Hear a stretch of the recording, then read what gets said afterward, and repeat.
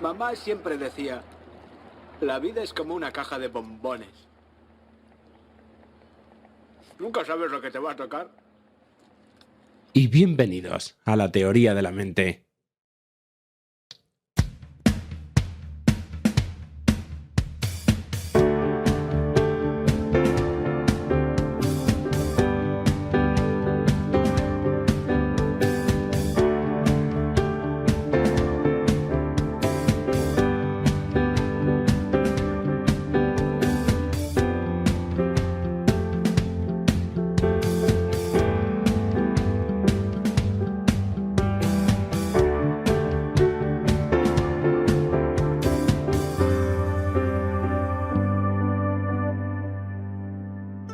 Bueno, y bienvenidos a la teoría de la mente. Ya sabéis, el programa que pretende hacer cotidianas todas aquellas cuestiones sobre la ansiedad, sobre la psicología, en fin. Intentamos pasar un poco de la consulta, de dentro de la consulta hacia afuera, con esta labor de divulgación que estamos intentando hacer. Bueno, ya sabéis, nosotros somos miembros de la teoría de la mente y de Amadag. Para contactarnos, para localizar con nosotros, ya sabéis, tenéis que hacerlo en www.amadag.com o lateoriadelamente.com. También podéis llamarnos al teléfono 911198157, 911198157, siempre en horario de tarde. También, ya sabéis, tenemos nuestra app. Se llama La Teoría de la Mente, ya sabéis, podéis descargarla tanto en Google Play como en el Apple Store con este nombre, La Teoría de la Mente, y enseguida la encontráis. Bueno, y en este programa, creo que es un programa bastante importante, vamos a hacer una transcripción del último webinar. Los webinars, por si no lo sabéis, son seminarios en línea donde pretendemos dar una serie de conocimientos. Es como una especie de clase, pero en directo, en lugar de otros formatos que tenemos como el consultorio de los miércoles. Esta vez, bueno, pues estáis vosotros también, hacéis preguntas en directo, podéis ir viendo, y bueno, pues nos parece un sistema pedagógico interesantísimo el que estamos descubriendo ahora. Bueno, pues el último seminario trata sobre las crisis de ansiedad y en concreto, bueno, pues aquí ofrezco 5 también puntos importantes que para mí bueno, pues fueron esenciales en el proceso de lucha contra la ansiedad. Bueno, pues os vamos a dejar esto. Vamos a dividir el seminario, no obstante, en dos. Este primer lunes os vamos a presentar lo que es el seminario en sí, la parte un poco que habla, la parte abierta, y luego en la siguiente pues vamos a presentaros una ronda de preguntas que hicieron los asistentes al seminario. Y bueno, vamos a hacer estas dos partes como algo complementario. Bien, así que espero que sea de vuestro agrado, disfrutarlo, aprender. Bueno, en fin, ya sabéis, aquí estamos, en la teoría de la mente.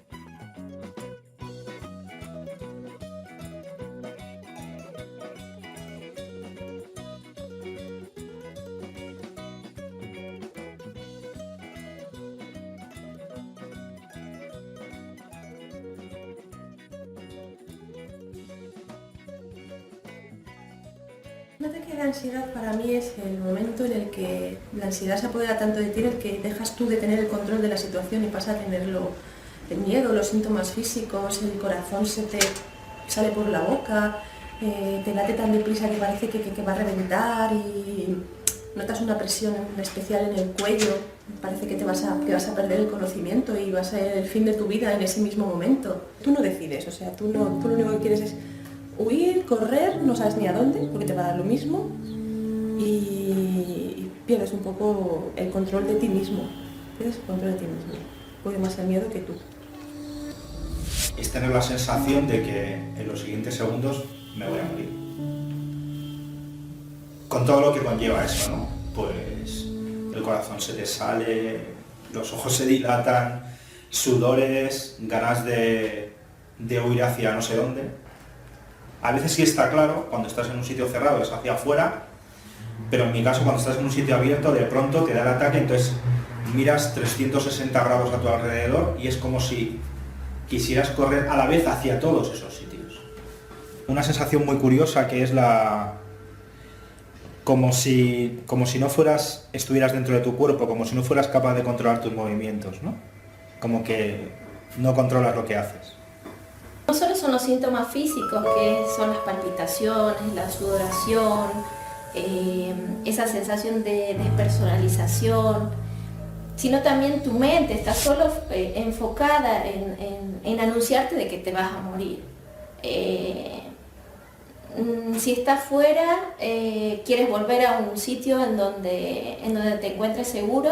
Si estás en un lugar que considerabas seguro, no quieres salir. La gente que está alrededor tuya no puede ayudarte, porque incluso hasta rechazas un poco el contacto porque no sabes cómo salir de esa situación tan desagradable, ¿no? Y la sensación esa de muerte inminente. Además tu cabeza solo se concentra en todo eso que estás sintiendo y visualizas que ese desenlace fatal va a llegar. Bueno, Ítaca, ¿qué es? Ítaca es un viaje, ¿vale? En la cual liamos a 9 personas con fobias muy incapacitantes, incluso personas que apenas podían salir de su casa, y les hemos liado para que se enfrenten a sus peores miedos. Y naturalmente no les hemos hecho la propuesta así como así, sino que bueno, son personas que se sometieron a tratamiento y que hemos filmado también en una serie de entrevistas a 3 de estas personas. Hemos filmado cuál ha sido su evolución y cuáles son las cosas que han aprendido y que pueden aportar. Yo creo, porque pueden aportar muchísimas cosas. Son 3 personas con un corazón enorme y con un valor inmenso y que pueden dar su visión tan particular acerca de lo que es la agorafobia. Bueno, pues los embarco al final en un viaje en avión donde nos vamos, entre comillas, rumbo a Ítaca. Otro cachito, de acuerdo, de vídeo que yo quiero que veáis ahora.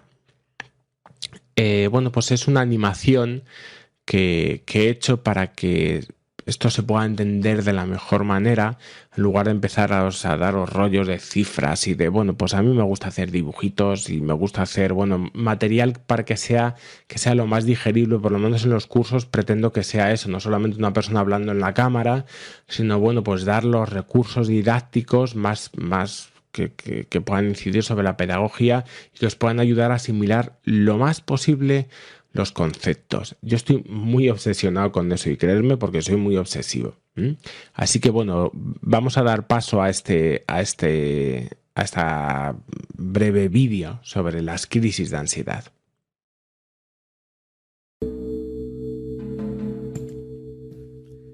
En el año 2013, el término crisis de ansiedad fue uno de los más consultados por los internautas en Google, por encima de crisis económica. Una crisis de ansiedad se define como la aparición brusca de un miedo o malestar intenso, donde además está acompañado de alguno de los siguientes síntomas: palpitaciones o elevación de la frecuencia cardíaca, sensación de ahogo, respiración rápida, opresión en el pecho, miedo o pánico, literalmente miedo o sentirse morir, sudoración o escalofríos, temblores, náuseas o molestias abdominales, mareo, sensación de irrealidad, sensación de entumecimiento o hormigueo, y luego de realización y despersonalización. Por paradójico que parezca, los ataques de pánico son un resultado del miedo. A veces los sucesos estresantes provocan determinadas reacciones, activándose determinadas respuestas propias de la ansiedad. Como resultado de dicha activación aparece esa respuesta del estrés, con sus correspondientes síntomas. Si ocurre que interpretamos esos síntomas de forma errónea y pensamos que algo terrible nos está ocurriendo, en lugar de codificar lo que nos pasa como una respuesta normal de nuestro cuerpo frente al estrés, podríamos entrar en pánico. La angustia que sentimos ante esa misma situación hace que nuestras sensaciones se incrementen, se hagan más intensas. De nuevo las reinterpretamos y nos centramos en esas sensaciones, desencadenándose entonces pensamientos catastrofistas en los que la persona cree que va a estar en peligro. Se forma entonces una espiral, una pescadilla que se muerde la cola. La espiral termina cuando la persona cree realmente que la situación está bajo control o bien cuando el objeto de pánico desaparece. La crisis de ansiedad, al contrario que el trastorno de ansiedad generalizada, no está todo el tiempo, sino que se produce de forma esporádica en forma de picos y puede ser el indicio de algún trastorno más complejo como la agorafobia o la fobia social. En cifras, se calcula que más de un 20% de las personas sufrirá una crisis de ansiedad en algún momento de su vida, de las que aproximadamente un 9% desarrollará un trastorno de pánico. Entre un 15 y un 30% de los pacientes aquejados de pánico presentan fobia social. Entre un 8 y un 10% sufren trastorno obsesivo-compulsivo, y la fobia específica se da entre el 10 y el 20% de los pacientes, y el trastorno de ansiedad por generalizada es 25%. 2/3 son mujeres. Un 7,5% de la población sufrirá algún tipo de fobia relacionada con el miedo al miedo, fobia social, claustrofobia, agorafobia. Muchos pacientes con trastornos de pánico desarrollan rasgos hipocondríacos. Asimismo, puede darse también casos de abuso de sustancias y alcohol como estrategia para aliviar la ansiedad.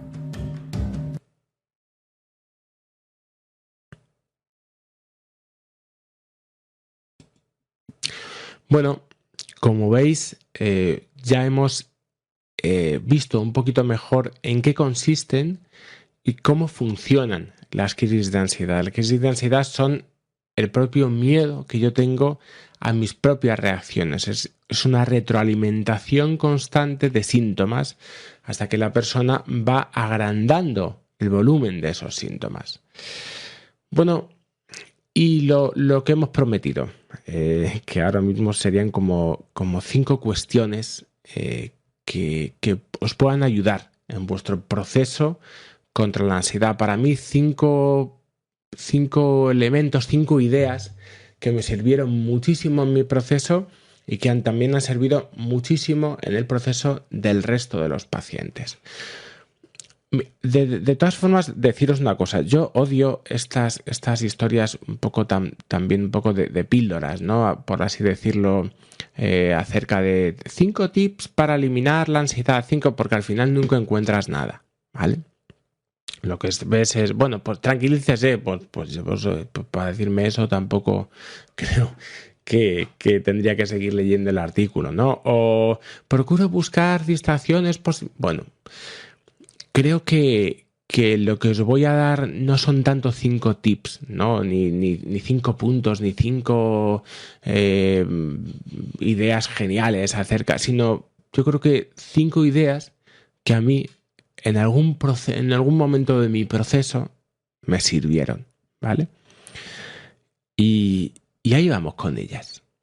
Mira, Marie Curie me dio una de esas primeras ideas.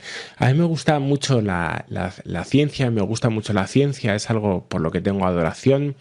Desde que de pequeñito vi el documental de Cosmos de Carl Sagan, siempre quise ser científico.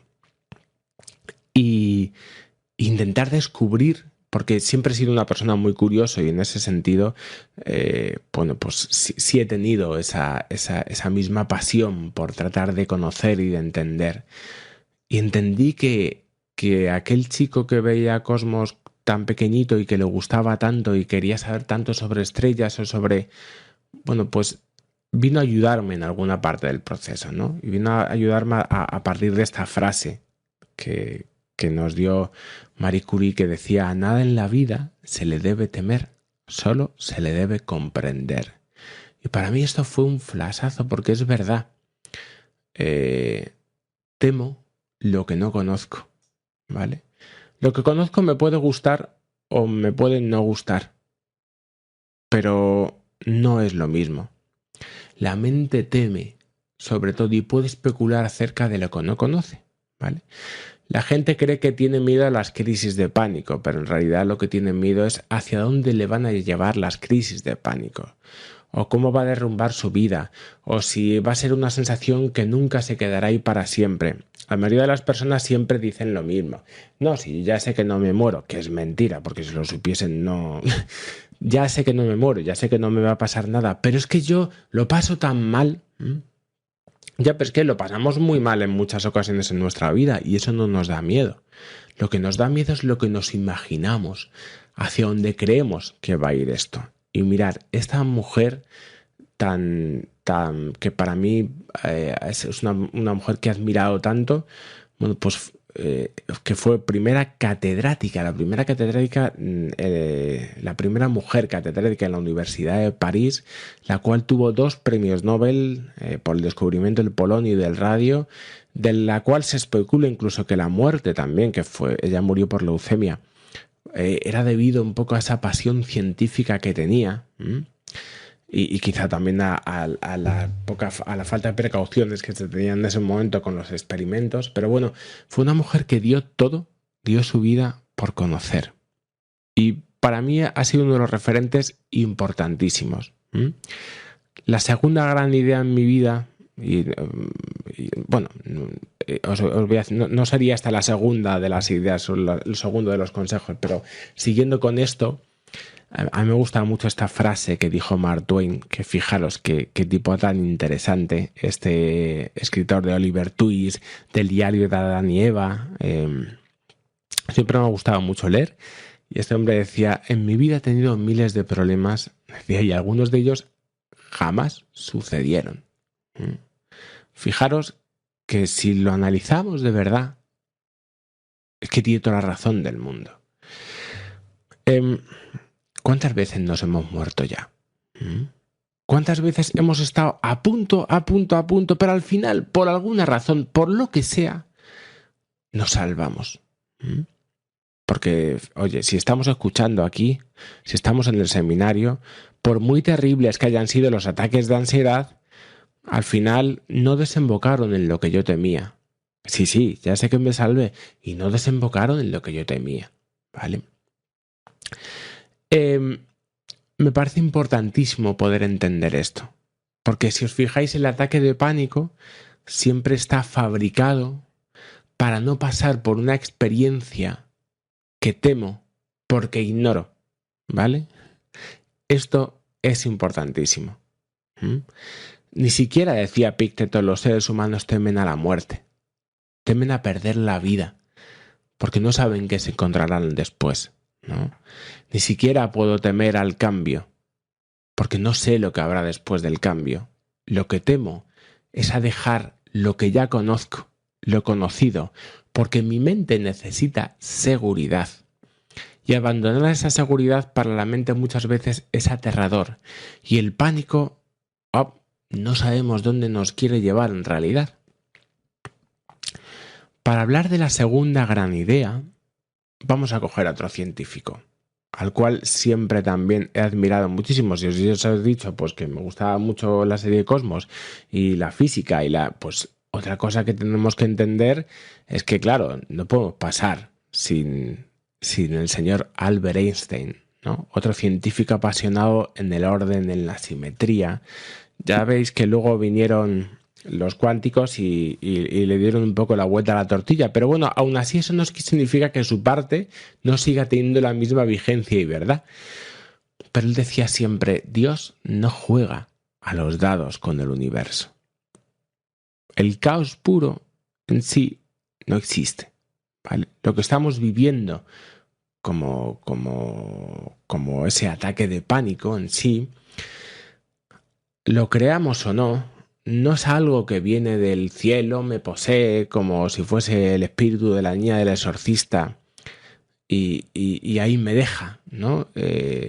Sin amparo y sin ningún tipo de control.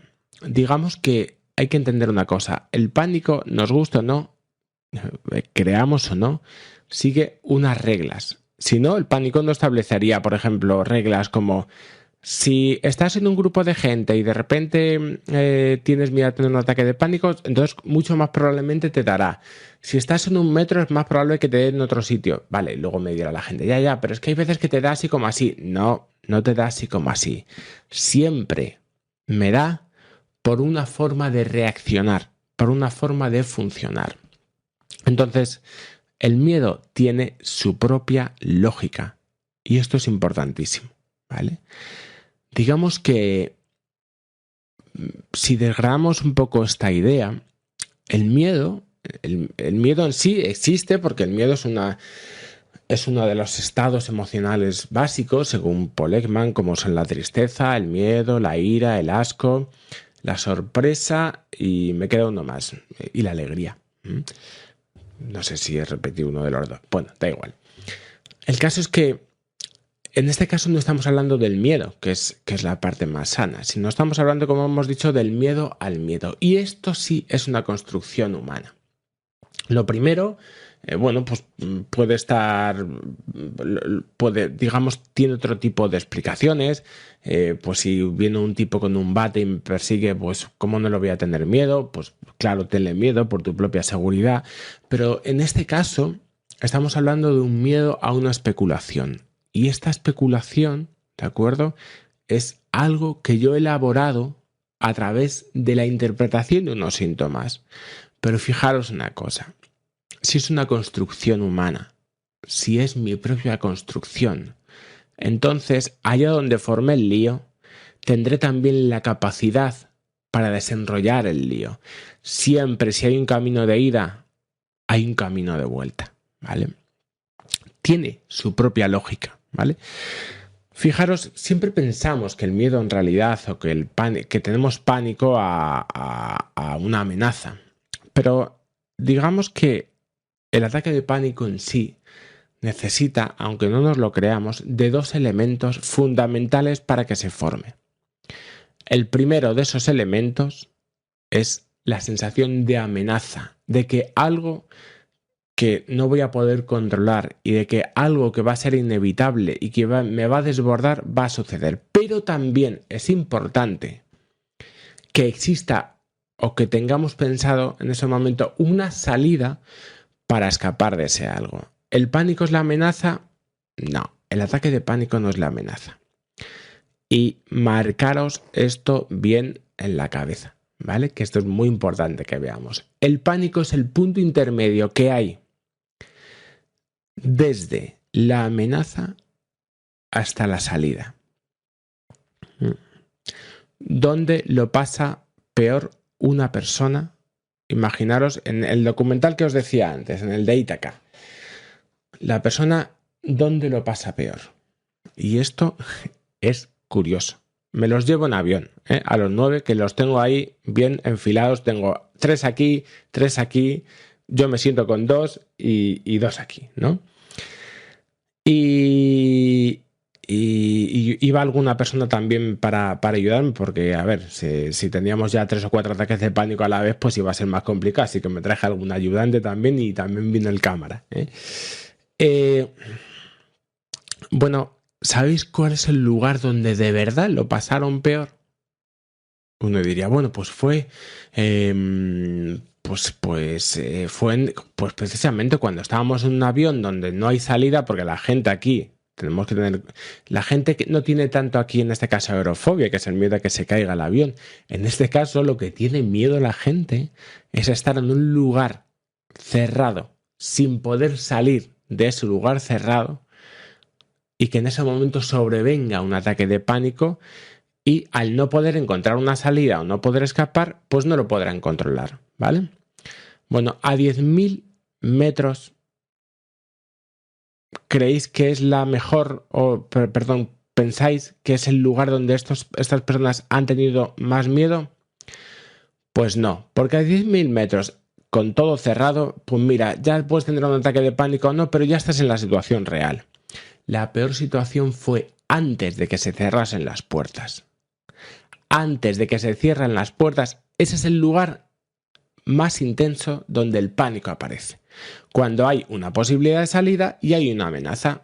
Ahí lo tenemos. Por otro lado, Otro aspecto, otra para que veamos que esto sigue también su propia lógica. Para que el ataque de pánico aparezca, necesito prestarle atención, ¿vale? Para que el ataque de pánico esté y se haga presente, necesito prestarle también toda mi atención, ¿vale? Esto es importantísimo porque hay veces que, imaginaros, yo estoy, como me dice la gente, ¿no? En un momento dado, ¿no? Pues vamos mejorando en el proceso y de repente me hacen frases como esta. No, estaba yo en la fila del cine, me decían, estaba en la fila del cine y de repente dije yo, ¿pero qué hago yo aquí? Que cuando van haciendo una serie de cosas, pues ya no son, las hacen muchas veces de forma inconsciente. Y en este caso, bueno, pues estaba en una fila de un cine y ni siquiera había pensado si tenía agorafobia o no tenía agorafobia en ese momento, sino que me decía, bueno, y en ese momento de repente dije, ¿qué hago yo en la fila de un cine si soy agorafóbica? Y entonces, ¡pum!, aparece la agorafobia. A mí me recuerda mucho, y esto lo pondremos mucho en el curso también, esto lo pondremos mucho, me recuerda mucho a los dibujos animados. Entonces, los dibujos animados siempre hay un malo que persigue a un bueno, siempre, como el correcaminos y el coyote, ¿no? Entonces, ¿habéis visto cuando llegan ahí al borde del abismo? Y siguen caminando ya en el aire y hasta que no se dan cuenta, de repente no se caen. Bueno, pues eso es precisamente lo que pasa. Y otra de las reglas que para mí son importantes, y es que el miedo, como os he dicho antes, requiere de no conocer y por otro lado requiere de intriga, ¿vale? Hitchcock era un personaje, es un director de cine fabuloso porque habló de esto, porque el tipo sabía de esto un montón. Y él siempre decía lo mismo.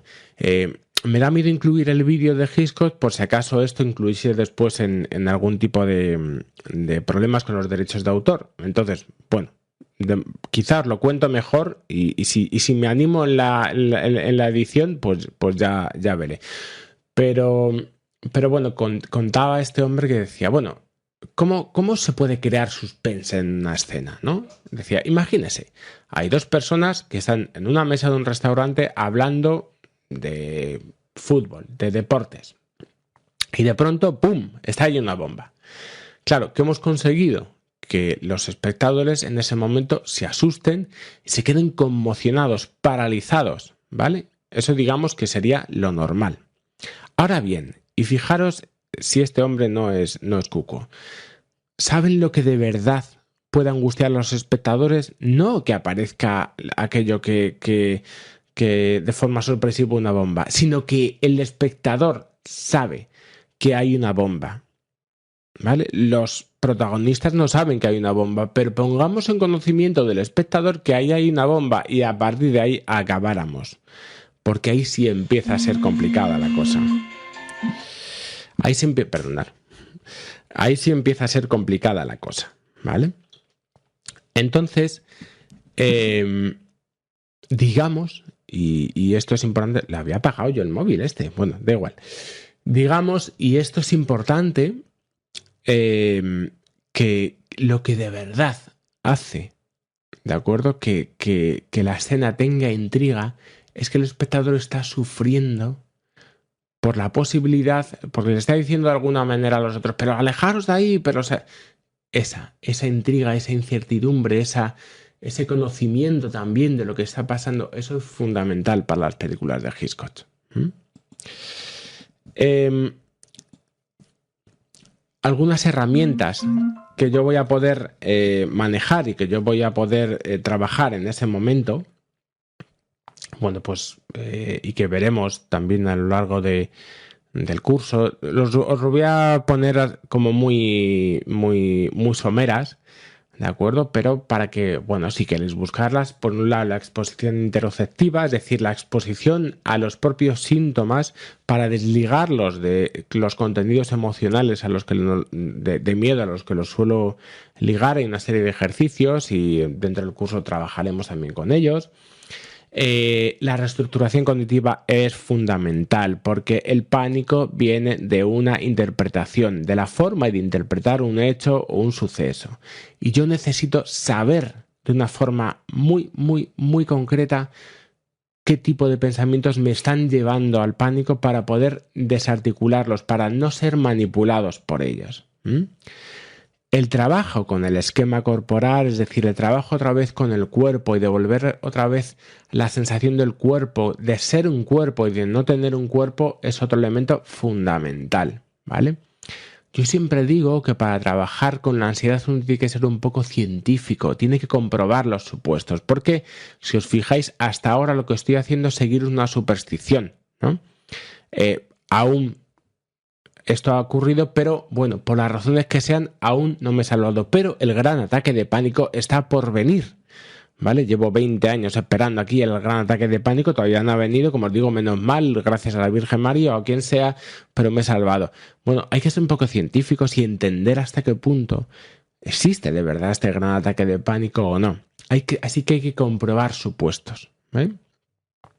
Bueno, para eso, para trabajar, por ejemplo, estos 4 elementos, estas herramientas, debemos también hacernos también con una serie de subherramientas, con una serie de disciplinas, como las que hablaríamos vamos a ver aquí algunas, pero las que hablaríamos en el curso, donde, bueno, podríamos trabajar un poco todos aquellos aspectos, ¿vale? Otra cuestión fundamental para mí, y para mí una de las la tercera idea que yo he destacado, que para mí fue importante, es entender que yo no era una víctima del destino. Es decir, los ataques de pánico, primero hay que entender una cosa, los provoco yo, pero es que para muchas personas esto que los provoco yo les da aún más miedo, porque dicen, uy, ¿hasta dónde soy yo capaz de hacer para autodestruirme? Pero fijaros, en este caso, yo os diría, a mí me parece una buena noticia. Porque en realidad el control de las cosas no está fuera de ti, sino está en ti. Claro que es algo complicado y difícil de llevar, pero digamos que el miedo es un mensaje que debe ser desentrañado, ¿vale? El miedo no es un malo que se está ahí frotando las manos ni nada parecido. El miedo no es eso. El miedo, ¿de acuerdo?, es algo que yo debo tratar, como digo, de ponerle luz, de poder entender. ¿Nunca os habéis dado cuenta cuando una manipulación hace efecto? Cuando no soy consciente de la manipulación. Bueno, pues en este caso esto es una manipulación de la mente para buscar mi seguridad, ¿vale? No es un malo, es mi propia mente asustada que está buscando la posibilidad de buscar un paraíso, un Edén que se llama seguridad total y absoluta.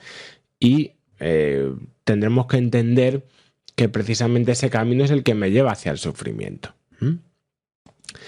Hasta entonces, casi todas las personas que yo conozco que empezaron con la ansiedad, empezaron desde un punto de vista trágico, ¿no? La tragedia es este género que aparece en el teatro griego y que viene a decir algo así parecido, algo así como, en el fondo da igual lo que hagas porque estás predestinado a esto, ¿no?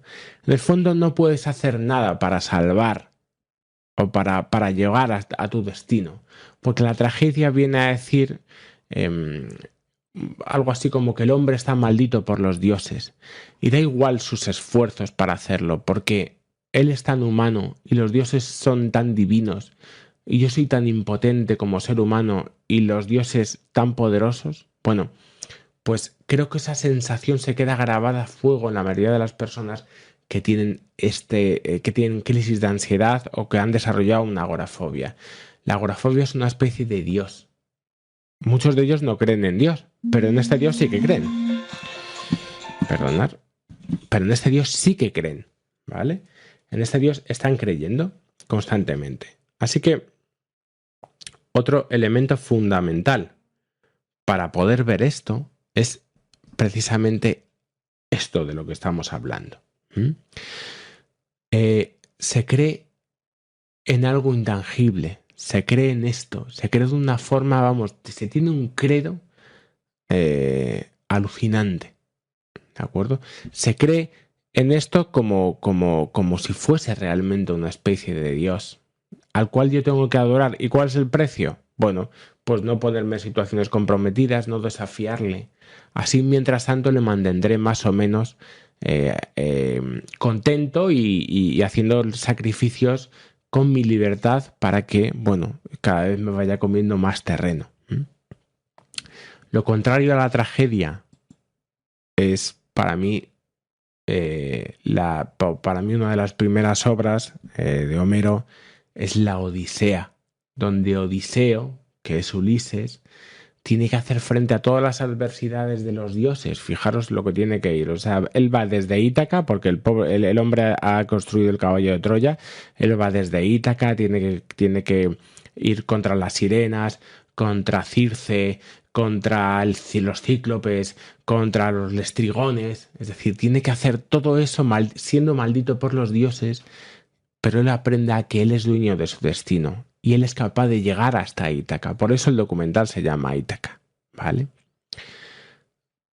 Porque creo que lo importante no es quitar el miedo en ese sentido, sino que lo importante, y esto es muy importante, ser capaz de emprender un viaje que me lleve al conocimiento de mí mismo, que me lleve a entender de una forma clara cómo funciona este entramado para no seguir alimentándolo. Cuando me voy a Ítaca es porque soy dueño de mi mismo destino. Y cuando eso se aprende y se graba a fuego, entonces, ¿para qué vas a tener ataques de pánico? Si tú mandas. Bueno, esto ya sé que parece que es una cosa ahí, parece una frase de autoayuda, que parece que es algo fácil de hacer. Claro que no es fácil, para eso hay que hacer un viaje. Porque el viaje sirve para que el que se fue no sea el mismo que el que vuelve. He hecho un viaje a través de he madurado muchos aspectos, claro, para llegar a frases conclusivas, para llegar a frases que para mí son importantes, es porque he tenido que viajar. Entonces sí tiene sentido esta frase. Por eso, digamos que mi misión es la de serviros de guía para este viaje. Cuarta de las ideas, que no vas a perder el miedo. Y esto no es un mensaje pesimista. Es que el miedo no se tiene que quitar como un cáncer, como os he dicho antes. El miedo no es algo que debas eliminarlo, porque es que así le está haciendo aún más miedo, ¿vale? Si tú intentas eliminar esto, paradójicamente, y muy al contrario de lo que tú imaginas, estarás pensando todo el día en esto. Porque por mucho control que tú quieras ejercer sobre esto no funciona con control. Esto funciona, como he dicho, aprendiendo algo que hasta ahora no he aprendido. Por eso aparecen las crisis de pánico. Porque todavía no he aprendido algunos hechos, algunos aspectos. Porque todavía no he interiorizado muchos elementos. El ataque de pánico viene siempre a por mi punto débil, a lo que no creo que no puedo controlar. Y precisamente no puedo ejercer, en este caso, la disciplina del control, porque hasta ahora no me ha servido para nada. No vas a perder el miedo, pero ojo, sí vas a perder el miedo al miedo. Como os he dicho, no estoy condenado a esto, ¿no? Pero el miedo al miedo sí es opcional, ¿vale? Sí es algo que puedo quitar de mi bitácora, de mi mapa. Y por último, y para no enrollarme demasiado, porque quizá a lo mejor necesitéis más la sesión de preguntas y de dudas, que dedicaremos ahora como 20-25 minutos, me lo enseñó también una de las escuelas, que es la aceptación, la escuela y la terapia de aceptación y compromiso, donde hablábamos de lo importante que es que si no tengo el control, ¿vale? Tengo que trabajar desde otra óptica, ¿vale? Así dicho, parece muy extraño. ¿Aceptar qué? ¿Cómo voy a aceptar la ansiedad? ¿Cómo voy a aceptar el pánico que tengo? ¿Cómo voy a aceptar? Bueno, entenderemos que la mayoría de los problemas que yo tengo en mi vida es porque creo que no soy capaz de contener los síntomas. Porque creo que no soy capaz de tener los síntomas. Porque creo que no tengo el control de la situación. Entonces, sobre reaccionando a esa situación, así me meto en ella. Me meto en ella porque creo que no voy a poder soportar esa sintomatología. Y por eso lucho. O sea, la gente ya no tiene miedo porque realmente no sea capaz de soportar, sino porque piensa que no lo va a poder hacer. Y por otro lado, porque las personas olvidan su compromiso consigo mismos y con sus objetivos. Porque el objetivo número 1 de las personas que tienen trastornos de ansiedad es librarse, estar a salvo de la ansiedad, no vivir, que es muy diferente. Porque entramos en una dinámica donde lo importante, os diría, es sobrevivir y no vivir, no optar por la vida, sino que la única opción que me queda es la de, como tengo tanto miedo a los síntomas, es decir, no tengo que tener síntomas. Por lo tanto, tengo que hacer de mi vida algo, como os he dicho, tan seguro, tan seguro, tan seguro. Claro, sin saberlo, caigo en una trampa. Y caigo yo mismo en mi propia trampa, ¿no? Y es la trampa de la seguridad. Porque, ¿cómo que los síntomas no soy capaz de soportarlos? ¿Y qué habéis hecho hasta ahora? 10 años, 20 años. Sí, que ya sé que habéis estado a punto de moriros, pero aquí estamos, ¿no? Si de verdad fuese algo insoportable, no lo habríamos soportado, ¿vale? Es la diferencia que dicen, por ejemplo, los budistas entre el sufrimiento y el dolor. El dolor es inevitable. El sufrimiento es opcional. El dolor por la pérdida de alguien es inevitable. El sufrimiento, es decir, las películas que yo me monto en torno a esa pérdida, la no aceptación de esa pérdida, eso es lo que de verdad, en el fondo, es el pánico. El miedo al miedo. La sensación de que no voy a ser capaz, o no voy a ser capaz de... A mí una palabra que me gusta mucho, contener todo eso. Para eso necesito montar una estructura que sea capaz de fiarse de mí, de contener todo eso. Y entonces, solo entonces, dejaré de tener ataques de pánico. Porque el ataque de pánico precisamente viene desde ahí, ¿vale? Para eso es inevitable. No existen los cursos mágicos, ni siquiera este que os estoy diciendo. No existe el proceso, el trabajo. Yo no os ofrezco todo eso, yo os ofrezco la guía para que hagáis ese trabajo. Ahora bien, creo que os estoy dando una buena guía. Creo que tengo un mapa probablemente muy detallado de todo esto. Pero no os fiéis de los milagros. Porque el que os quiera dar milagros es que aún no ha vivido esto. Creo en el trabajo, creo en el compromiso, creo en el esfuerzo. Creo en que realmente uno, si ha provocado un problema, si es capaz de provocar un problema, también es capaz de salir de él. Pero para eso hay que tomar muchas decisiones y dejar de sobrevivir, como dicen mucho en Ítaca, para empezar a vivir.